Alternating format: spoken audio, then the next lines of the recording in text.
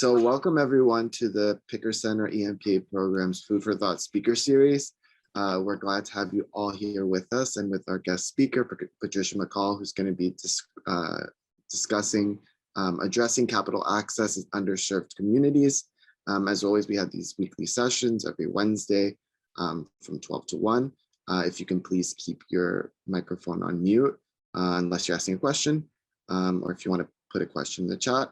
And the sessions are recorded, and we're really glad to have all of you with us. And thank you, Patricia, for joining us. And I'll hand off to Bill for the introduction. Thank you. So hopefully you've gone to the website and seen Patricia's presentation. It's really phenomenal. And I'm so glad that we're going to have that up there as a resource for our community and for new people that join our community and people who follow us. Patricia's just, I haven't known her that long, but she's just a spectacular person with so many different skills and her fingers in so many different activities. Moreover, she's really part of our family. I came to know her through a SEPA student, current student, and she's a SEPA grad. So that's super cool. And she's worked all over the world on philanthropy, on investment. She's worked for one of our clients, IFC. So that's yet another connection. She's worked in Cairo, which is another connection because we have a USAID grant to train government officials in Egypt. So we have so many touch points.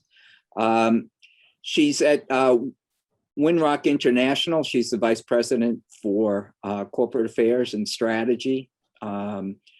She's got more, hard to believe. I mean, she must have started working when she was 5 because she's got 20 years of experience. But she's worked in the US, the Middle East, the UK. She lived in the UK, I happen to know. Worked in education as well for INSET in Abu Dhabi. And she's on a number of boards, including the Robert F. Kennedy Human Rights of the UK and World Child Cancer USA. And she's also on several boards, including Vox Media, which we have another part of our family is on that board as well. So lots and lots and lots of connections. And as I said, she's just an amazing person with so many different skills and such a nice person as well. So I'm so glad she was able to find the time to join us today. And Patricia, it's yours. Speak as long as you want. The only rules of the game are we stop at 1 o'clock, no matter what. Mid-sentence. Sounds good. We I end. can do that. Great. Well, that sounds Go ahead. great. It's yours. Okay, great. Thank you for that very kind, too generous introduction. I'll have to try and live up to that. But thank you so much. And I'm really excited to be here and to talk about, one of the activities that we do in the US focused on underserved communities.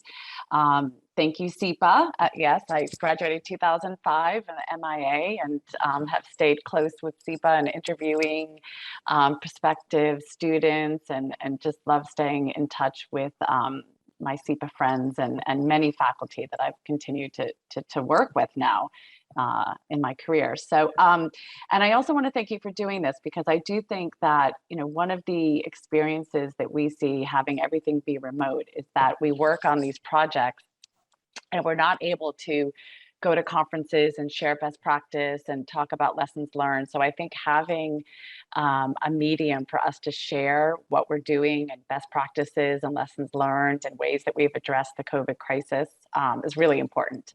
And I think it's great that you have it up there as a resource. So I'm not going to give my background because Phil just did it. I'll talk quickly about Winrock for those that are not familiar.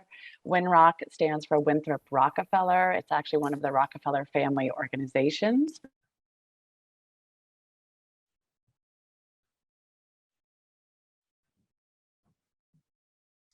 Patricia, you froze on us there for a second. I think you're still frozen. I hope it's just me, but. Back? Yeah, Is it back? yeah, you're back. Is that okay? Yep. Okay, I'm not sure where I left off, so I'll go back to Winrock. Is that okay? Can you Yes, hear me? that's where you Okay. were. Okay, right. So Winrock stands for Winthrop Rockefeller, part of the Rockefeller family organizations.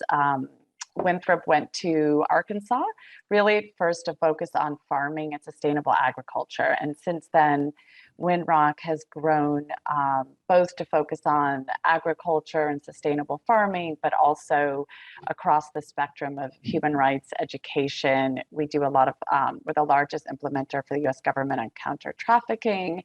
And we also do a lot of work on carbon accounting, carbon registries, energy, environment, and forestry.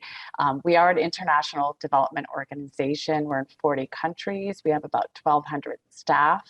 But really the core of our focus and our mission as an NGO is really to focus on the most vulnerable populations. And we do that globally, and we do that locally here in the US. We're quite unique in the fact that we work globally, but really the US is an important part of our work. And that has tended to focus in the South, which is why today I'm going to talk about one of the funds that we're working with in the South.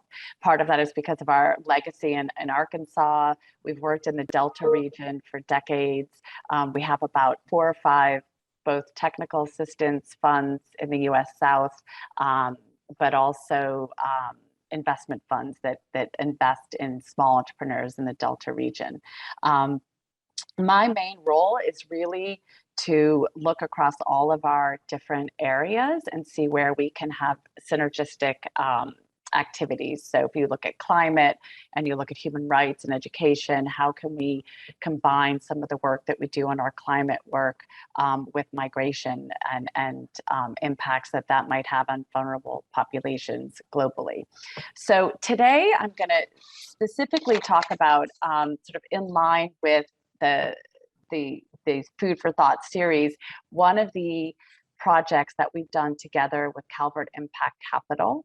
Calvert is probably in the forefront of impact investing and really was the thought leader and the founder of Real Impact Investing. And really after COVID hit, decided that there is an acute crisis here of small businesses, and that when you started to look at the data within the very first few months of COVID, it really was the small minority-led, women-led businesses in the US that were being the most impacted. I'm sure that's not news to you. So today I'm going to talk about one of the activities that Calvert has pioneered. Winrock has partnered with Calvert to do this fund in the US South. And the aim was really to leverage all of the experience of impact investing and CDFIs and technical assistance throughout the US for the vulnerable communities in the US South. So I'm going to quickly share my screen and hopefully have enough bandwidth to see it.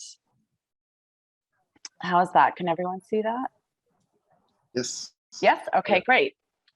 So the Southern Opportunity Resilience Fund, I think the point I sort of want to get across today is that this really is an innovative model, but one that's been replicated a lot. It's really a model of blended finance, and how do we leverage philanthropic capital, investment capital from banks and investment funds and philanthropists together with grants and blended finance to reach the most vulnerable. And at the end of the day, it really is the most, I think, effective model, because you can combine true investment and access to capital for vulnerable populations, but you can soften the blow, let's say, for investors by mixing it with or blending it with philanthropic capital. So why do we need this model for post-COVID in particular? I think that as been well documented, the COVID-19 impacts really did exacerbate structural issues around capital access, both for women, for minorities, for people of color throughout the country. They were the most impacted and the most affected by the shutdowns of stores and communities and financing, and really suffered a disproportionate amount. So when looking at how to quickly address this, and again, these were really emergency loan funds that were put into place that are still in place today. And in fact, we just launched this fund 2 months ago. It really was about how do we react quickly with a very flexible framework for financing. It is important to say, and I'll get into the charts later, that this really is an urgent crisis, that if this is not done intentionally, and this was really the driver behind Calvert Impact's impetus to do this, that the racial gap will widen, the wealth gap will widen, we will have worse outcomes for these marginal communities. And really, it's not going too far to say that an entire segment of our economy could be wiped out. Those small and medium-sized businesses that are led by minorities and people of color and women. And so it was identified very early on that this structure needs to be in place to support those organizations that are already serving these communities in a much more flexible way. I know that Brian has spoken in previous, Brian Gursky from True Fund has spoken in previous episodes, and that there might be familiarity with CDFI. So community development financial institutions really are the backbone of serving underserved communities in the country. And this fund was really not meant to replicate what the CDFIs are doing, but really to provide capital to the CDFI so they can more easily lend into these communities.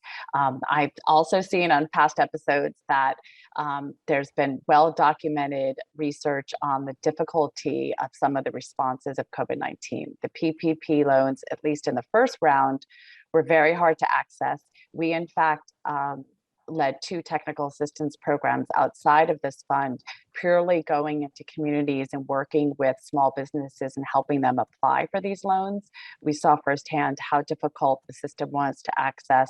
And at the end of the day, most of these small businesses didn't end up applying for these loans. And a lot of those loans went to businesses that were already capable of applying for large-scale loans. There have been responses on the philanthropy side by big corporates and foundations. There are several other initiatives that are really wonderful. One that we've been talking to a lot and hope to work closely with is Robert Smith's Vista Equity Partners is leading a really interesting collaborative around Southern communities that supports the CDFIs and helps them to drive modernization of their capacities so that they can further increase their lending. So, this is what I referred to earlier. This is the very first impacts of COVID of early last year. We saw within the first 3 months that 41% of Black-owned businesses closed in the first 3 months of COVID. Similar numbers for immigrants, for Latinx, for Asian. It really disproportionately hit those small business owners that struggle to find financing from within their communities, struggle to keep their stores and businesses afloat. And so that's precisely why models like this are targeting these communities. Calvert already did 2 successful funds early on in COVID in California and New York, and decided that the South continues to be affected a year and a half later deeply by a lack of access to finance. It's also home to 52% of the Black population, 36% of the Latinx population, and 31% of the Native population. So it's a really critical underserved region as a whole. If you look at philanthropy as a percentage of the nation, it is much lower in the South than is anywhere else in the country. And if you look at access to finance, again, it is much lower. There's also historical roles of technical assistance and financing that systematically benefit larger small businesses and medium-sized businesses that are able to access technical assistance. The focus of this effort is really to literally go door to door into underserved communities and rural communities and present this loan and explain this loan. That's the role of Winrock. So on the Winrock side, we provide the technical assistance. We go into the communities, make sure people are aware of these loans and that this facility is there. So what SOAR is, it's effectively a $150 million fund. It can grow to be 500 million. And the idea is that we target very small businesses, often much less than 50 employees, focus on these underserved communities, and focus on low-income areas and women and people of color.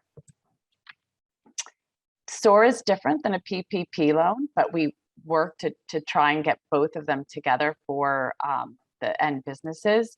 It's tied to revenue. It's not tied to expenses. It's extremely flexible working capital. You don't have to put it towards payroll or specific government mandated expenses.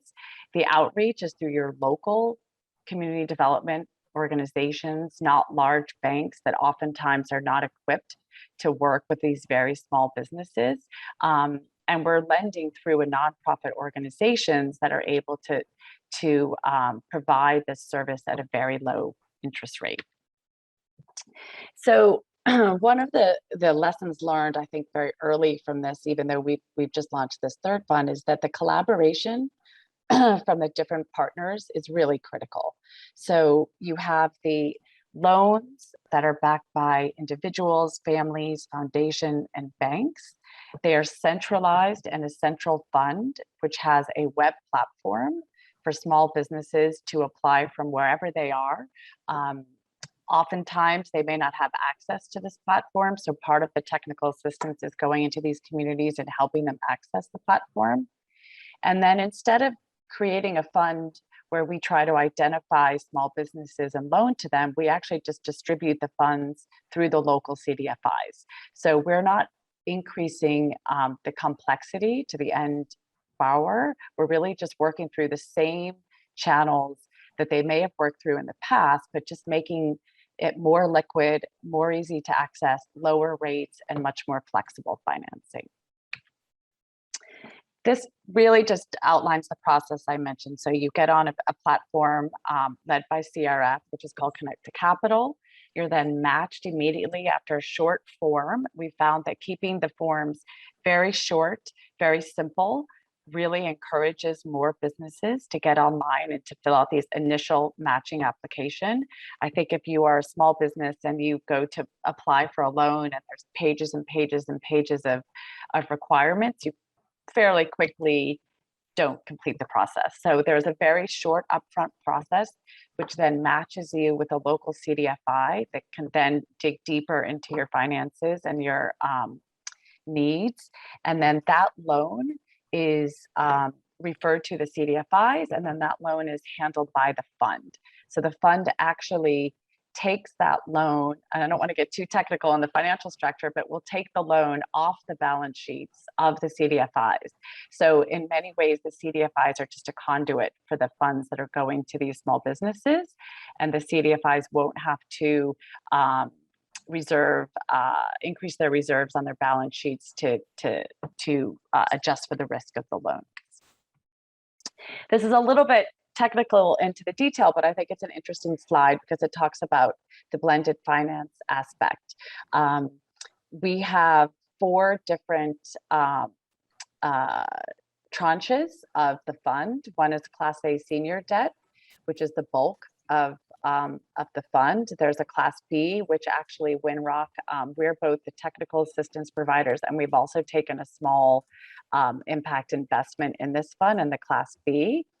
There's the equity portion, and then there's the loan loss reserves. And I think what is really effective at raising funds for this fund is that around $20 million of this fund is through grants, and those will be addressed for the loan loss reserves. So as an investor in the Class A or Class B, you can feel very, very confident in your investment, knowing that grants have been put into the loan loss reserves and the equity. There would have to be a $20 million loss before any of the other capital is at risk. And that's sort of the classic blended finance model. Quickly on the community lenders, really the idea of this, and again, a sort of lesson learned from all of this, is that the organizations on the front lines, like the CDFIs, need liquidity. They need to be able to provide low cost and flexible capital. They need operational support, which I mentioned earlier, some other initiatives are pulling together to do, and they really need scalable partnerships, to be able to build the infrastructure and the networks to reach these small businesses. How do we measure success? I've spoken to many potential funders and donors, and I'm happy to say that we've just recently brought on Walmart and Visa as donors to Winrock's technical assistance initiative. And part of that is really by how we measure success. It's not necessarily the amount of loans that are out the door, but it really is it an equitable distribution? Are we targeting the right communities? Are we making sure that, that these funds are being used by the target population? Are these borrowers surviving? Is this increase their chance for survival? Are they retaining their employees, and are they growing their business? And lastly, and most importantly, I would say, is this building the resilience of these communities, and not just these businesses, but really the communities, to make sure that they have better business and better infrastructure for the future. So a few examples of how it's done. This slide is a little bit outdated, but the New York Fund, within the first 6 months, they had over $845 million of loans requested, which is really just a phenomenal amount for one state. This slide sort of outlines the blended finance, the originating CDFIs, and then the disbursements. If we had about 521 loans in the first 6 months, they were targeting the right communities that we wanted to target, which is very important. And since then, these numbers have increased substantially. I'll get into the results of the first 2 months of SOAR in a minute, but just to quickly touch on, and then I'm happy to answer any questions, the technical support aspect. This is really a critical aspect to distributing these funds. And it's something that we've seen to just be a critical part of the process. It includes the outreach, as I mentioned, making sure that we are physically going into rural communities, meeting with community leaders. We work through 79 partner organizations in these states to educate those partner organizations, but also our own staff and team going into these communities, talking about these loans, making sure that the small businesses are aware of this opportunity and feel comfortable with it. We work with them to help them fill out the application, and to get their documents ready, and to perhaps apply for documents that they may not have, walk them through the loan process. And then on either side, if they receive the loan, then Winrock and organizations like LISC that are also working with us stay with them for the life of the loan if needed, providing business strategy support, financial services, budgeting, leadership, professional development support, etc. If they don't get a loan, it's almost more important to stick with these businesses and really understand, do they need a loan? Do they need equity? Do they just need some business strategy? Do they need to rework their operating costs? Really staying with these businesses, whether or not they take a loan or not. This just goes through a bit of that. I'll touch quickly on the results of the SOAR Fund so far. These are the partners and the states that we work in as Winrock. We work through colleges and universities, entrepreneurial support organizations, economic development organizations, really trying to build capacity that is sustainable within the region, that can both support the SOAR Fund, but then continue to support small businesses in their communities. And then lastly, I'll end on this. So the first 2 months of the SOAR program, we have matched over 3,000 applications. This has gone up a bit, about almost $200 million requested in loans in the first 2 months. It's obviously that there's a huge demand for these types of loans. 79% of these applicants are from business owners that identify as a woman or a person of color. They're very small businesses, so 89% have 10 or fewer employees. 90% have less than 1 million in revenue, and 67% have less than 250,000 in revenue. So we feel very confident that we are reaching the communities that we want to reach, and making sure that this is an equitable distribution of funds. So I will stop there. I think I've gone on for about 25 minutes, and happy to answer any questions that you may have. And I can stop sharing the slide if that helps. Hey, Patricia, that was great. Thank you. I'll start it off. So okay. Do you have any sense of what they're borrowing the money for at this point? We do. So to be honest, it's across the board.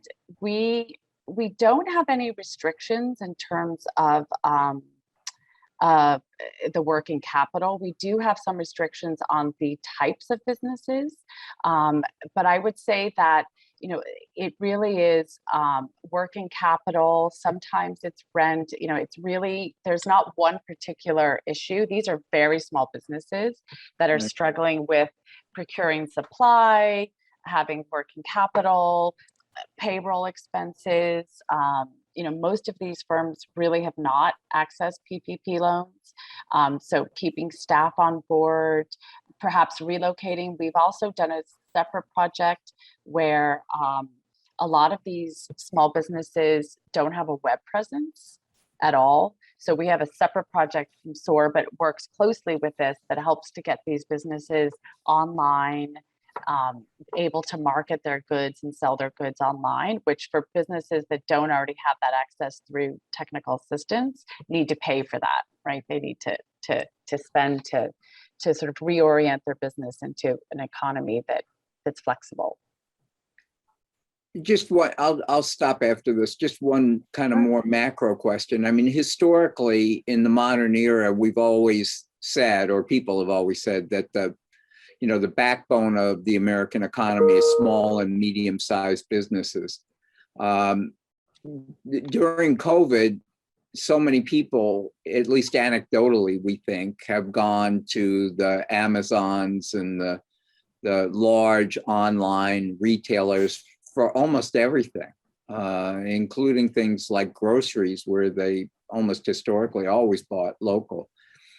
Do you have any sense at this point of, do you see evidence of that? Is that part of what these small businesses are suffering from? And if so, is there any evidence or any ideas that you guys have to bring people back to shopping in their neighborhood after the disease seems to be abating pretty significantly in recent days? So yeah, I know that's kind of it's a broad question. I mean, I think that's a big question, that we'll see how it plays out. I would say that our program team works a lot on urban development plans, and then that is a really big focus of our domestic programming.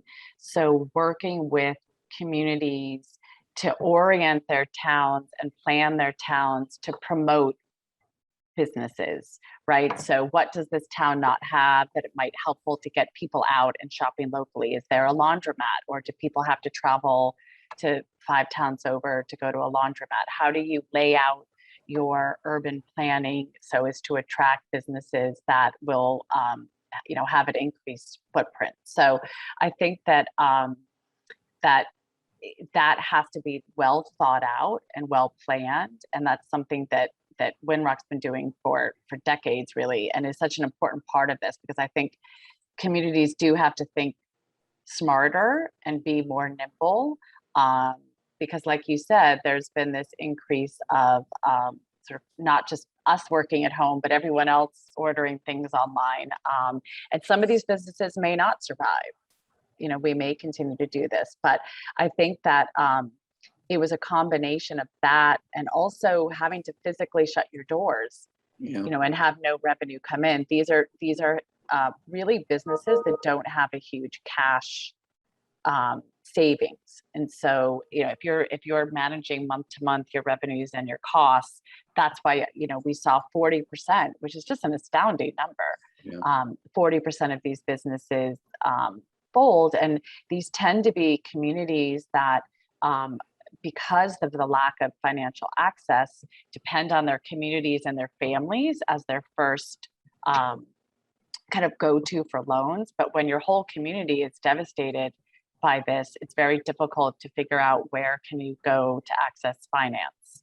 So I think as financing becomes available and as the storefronts begin to open again, we hope to see that there will be more traffic and that there'll be more activity. Thank you. So I think we have a question from Bridget. Had her hand up first. Thanks, Jeremy. Thank you for the presentation. It was very, very informative. So I'm an executive MPA student, so I'm actually a lawyer at LISC. So I'm very familiar with the SOAR. Great. Yes, And LISC is actually the fund manager of the SOAR. Exactly. Yeah. Yes. So one thing, and this is my own question, not relating to LISC, is, you know, during COVID, there was an idea of the desperate need and that we needed to have, you know, self-attestation. We needed to have a lot of mechanisms that were to get money out there quickly. But moving away from COVID, I think one tension that always exists with providing financing to this community is, what is the TA piece? Like, is the idea of CDFIs to provide longer term access to capital, because we know that the traditional financial institutions don't provide it. Prior to going to LISC, I was at a local economic development agency, and our motto was you know, we give you capital, we understand banking doesn't provide it, but on a long term, we want to get you ready to be in the traditional, you know, financial market. So just curious what your perspective on the more long-term needs of these borrowers, you know, what you think that could look like, and if you think it should be getting them aligned to mainstream, if you think this is a more permanent access point for these types of businesses. Curious to hear your thoughts. No, I think that's such a great point. And, you know, I'm sure you're aware of this, but just for the group that, you know, it's such a unique structure, because what was recognized early on is that you could have this facility. The CDFIs do have their own technical assistance capabilities. Some have a lot more than others. Some are able to really work with the borrower and walk them through the application and help them. Some don't have that capacity. And the reason that that Winrock became part of this was really because that is what we do, is the technical assistance in the communities. And I would just say that certainly I would think that you know, it's really up to the small business at the end of the day. Do they want to be continued to be sort of part of this CDFI system?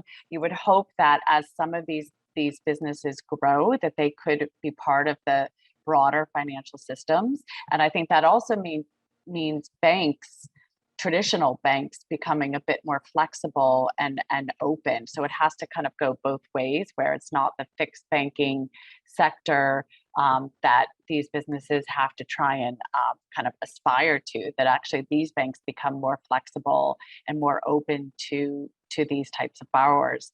And I would say that, you know, part of our model is really working through local organizations. So I do, you know, to your point about long-term, there has to be long-term community development organizations, entrepreneurial organizations that are funded, you know, that are well-funded, and that can provide this technical assistance, you know, deeply and sustainably for the long term.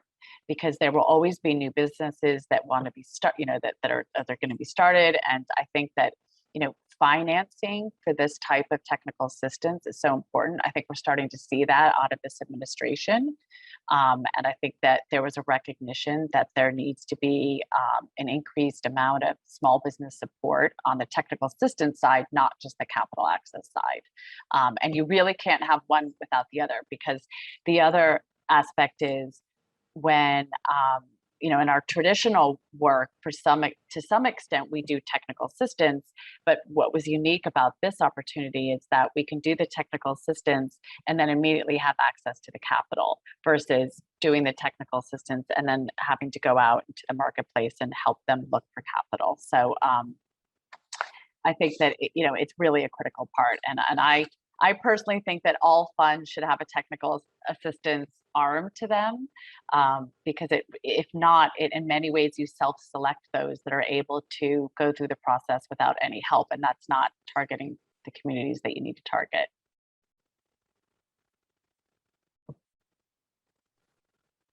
I think Jacqueline. Thanks, Jeremy. Patricia, what a brilliant presentation. Absolutely Thank brilliant. you. I really enjoyed that.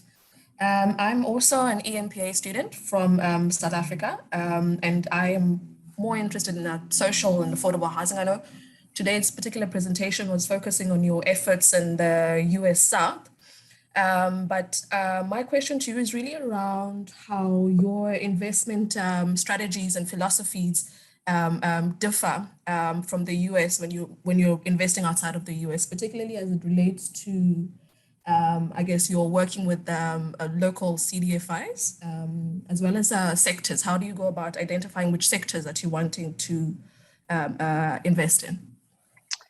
So we are we're not an investor, just to be clear. So we are a nonprofit.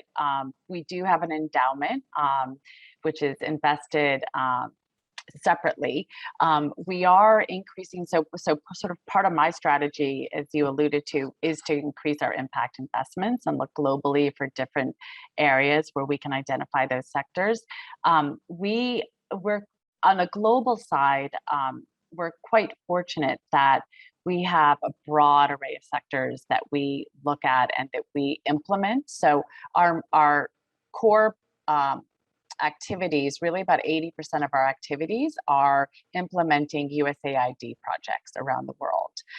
And we do that in agriculture, in clean energy, forestry. We mainly do that in Asia and Africa. And through those activities, we're able to understand those sectors better. We haven't yet started to make our own investments into those communities. What we do, slightly different than the US. We really focus on the technical assistance and the implementation. And then in those communities, we do look in several areas to connect, so let's say we're working with smallholder farmers, we look to connect them into market-based systems. So the underlying principle of almost everything we do is how can we end this project and leave something sustainable that's linked to a market-based system. So whether it's putting together markets for farmers, whether it's on the resilience side, whether it's on the water, we have a couple large-scale water projects. How do we make sure that these are market-based systems that continue? And we really do it throughout all sectors. And part of that is in response to the projects that are put out there. So we do have sectors that we focus on, whether it's agriculture, forestry, clean energy, but really a lot of that is dependent upon the projects that are presented by the US government. Thank you. You're welcome. Professor Gondek? Yes, hi, Patricia. It was wonderful listening to your talk.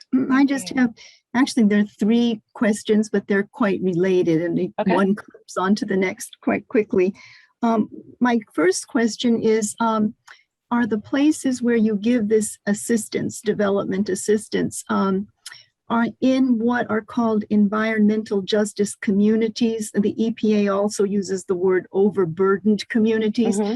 I'm assuming that they are, but just, to clarify that. And number two, my question is, insofar as they are, and insofar as the projects succeed, is it contributing to gentrification so that the business is flourishing, but the housing is becoming very difficult to afford the more it becomes, sort of, a flourishing main street and spreading out from there. And then the third question is just the general one, like if you're going to help business give assistance, how can we also keep an eye on helping housing? Because one of them has, a lot of implications for the other, especially with the gentrification phenomenon. Great. Okay, so that really good questions. And I do want to point out that the SOAR fund also supports NGOs. And so if you're a non-governmental organization or a nonprofit, you can also apply for a SOAR loan. So, and that could be across any sectors. So for your first question, I'm not entirely sure. I know that on Winrock side, the entire state is our of all the states that we cover is our territory. So we don't in particular target specific areas, but the CDFIs will be targeting their immediate area that they cover. So each CDFI has a zone that they cover, and they will be reaching out to those communities. Winrock, sort of our role is to make sure that there are the rural communities or the communities that are not either within the CDFI's reach or that are not responding to the platform or do not already know about the platform, that we have a fair coverage. And that means really focusing less on, let's say, Little Rock and more in the other counties of Arkansas, like outside the big cities. For instance, the SOAR Fund is operating in Georgia, focusing all of the efforts on Atlanta probably don't make as much sense. We really want to make sure that there's an equitable distribution. So Calvert might have, through the CDFIs, identified those particular communities, but I'm not aware of that, at least for our work. We work with 79 different organizations in the South, and they reach almost all communities, within these states. Your second question, that's a sort of longer term question. I would say that, and this is what we say to our donors when I think it's really important, is that this is an emergency response fund. And I think it's really important to keep that in mind. So there certainly will be implications of this, but these are really small community businesses, whether they're run out of someone's home or whether or not they're a grocery store or a retailer or a laundromat or a restaurant. These are small businesses that are sort of the heart of the communities. We're not making large loans to larger businesses that are trying to crowd out other businesses or communities or gentrification. It's really about having businesses survive. And so I'd almost argue that if these businesses don't survive, then those communities are really threatened, because there will be, one, it impacts that not only that business, but that business's family, that their extended family, then the communities. So I think it's critical in some of these communities to make sure, in all these communities, to make sure that these businesses don't disappear. And this is different than sort of a longer term investment in retail space, let's say bringing in large retailers to communities. This is really more about this particular fund. It's an emergency response fund. It was made immediately available, as soon as possible post-COVID in California and New York, and now in the South. And it's really about access to kind of urgent capital to keep your businesses running versus a longer term development strategy for a city or for a community. Well, thank you. You're welcome. I mean, this back and forth housing, of course, is always my issue. But that interaction goes one way, Adela, right? Where, you bring in, you make the economic street more viable, and then housing becomes less affordable. But it can happen the other way too, like in Detroit and other places where the businesses die. And then even though the housing is viable and affordable, ultimately people move out because there's no grocery store, there's no dry cleaning, liquor stores take the place, and all of a sudden that housing stock, which is fine, ends up collapsing, being turned into, rentals. A single family house becomes a rental unit for 8 people, and everything falls apart, and it's hard to come back from that. So I think to some degree, we got to be working on housing and retail and local commercial at the same time, hence community development. That's why years gone by, when I was commissioner of the housing agency, we renamed it Housing and Community Development because we really felt like the two go together. And a lot of these business owners live in the community. Yeah. And so, if they're losing their businesses, they may not be able to keep their housing. There is that sort of strong interconnection. And likewise, if you're in a rural community and your local grocery store goes out of business, how are you going to, how far do you have to drive now to go to the next community to do your laundry or to procure your groceries? I agree. It's a very interconnected relationship. In a broader question, Patricia, I mean, how's impact investing going? I saw, yesterday, my wife said to me, and we've been together so long, we fight all the time, but we end up thinking a lot alike, that Prince William, was it? Who's the one who just had another kid? The ones who were in the US and making all this money and have Netflix. It probably doesn't matter. But that they're starting an impact fund. And my wife wrote to me and says, it looks like the world of impact investing is soon going to collapse. That it's a bubble. How's the sector doing? Is there, mislabeling? Is it expanding rapidly, but not in terms of its legitimacy, but just, smacking a label on things? What's your sense?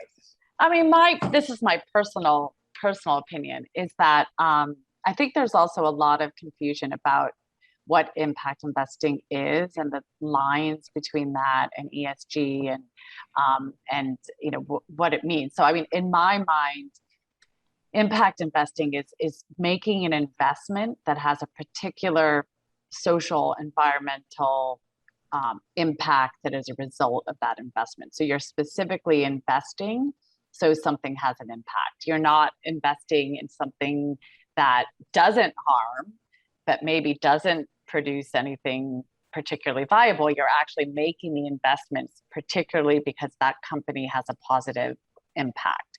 And so that part of the equation is still very small. It's still very, I mean, you'll hear a lot of, a lot of these big commitments, but the amount of funds, and I don't know the exact amount, but it's a small percentage of overall assets managed, for people that are particularly making an investment, usually an equity investment into a company that has a positive impact. There is still, I think, a sense, and I think it's changing, but I think there's still a sense that you have to sacrifice return for impact. And that's not, sometimes that's the case. For instance, this fund is blended finance. It's got, there's investors that are doing grants, so they don't want to return. You may take a lower return for a financing facility such as this than you would get on a different investment, but it doesn't necessarily have to be that way. So I think impact investing is uniquely different than, let's say, the ESG space that has had so much controversy recently and is growing exponentially.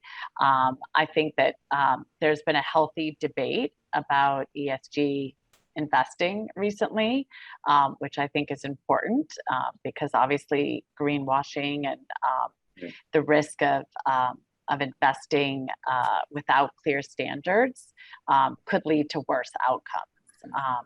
But I think in general, there is an increased recognition that identifying companies and investing in them that have a social impact is attractive and is becoming more mainstream. So I always say that hopefully we won't have impact investing in 10 years. It'll just be investing, right? Because why would you invest in something that doesn't have a positive impact? Right. Exactly. We got time for one more. Anybody want to take a shot? Particularly somebody who hasn't asked a question. Jeremy, you look like you're ready to say something. I just have a quick, it's more clarifying on the more technical side of the fund. I saw that for the New York fund, part of the loan loss reserves were secured by the state agencies.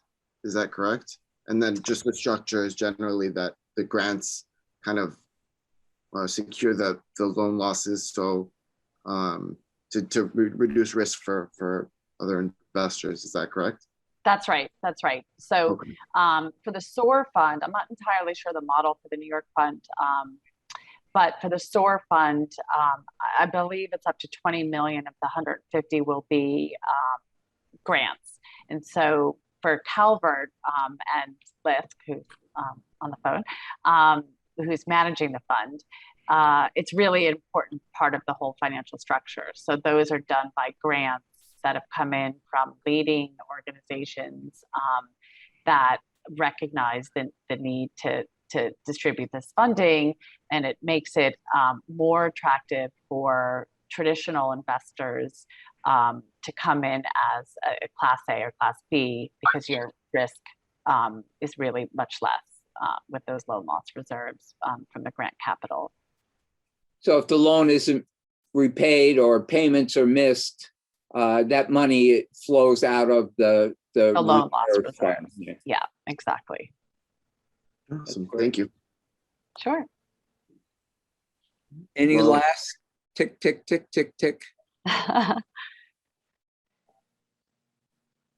Nope. Well, Jeremy, I'll flip it over to you then. Well, I don't know if Patricia, if you want to say anything else before we go. I just wanted to thank everyone for joining us, and thank you, Patricia, for this fantastic presentation and session and for answering all our questions. Thank you. I really appreciate it. And if anyone has any further questions, please reach out to me directly about this or other work that Winrock does. I'm happy to chat anytime. I just saw that message. I will put my. I have one last question, if I can ask it. Just a quick question, yes. Patricia. What is an example of one of the small businesses, a specific example that really did well and flourished because of your intervention? Do you know what? At this point, I'm not going to, if it's okay, I'm not going to go into that level of detail, only because I do have to double check that, that we could be public about specific companies and even examples. I just want to make sure that I'm not, if this is going to be for public information, just to make sure the privacy rules around lending and examples. All right, thank you. But I'm happy to check on it and send an example through that we have that we're allowed to share.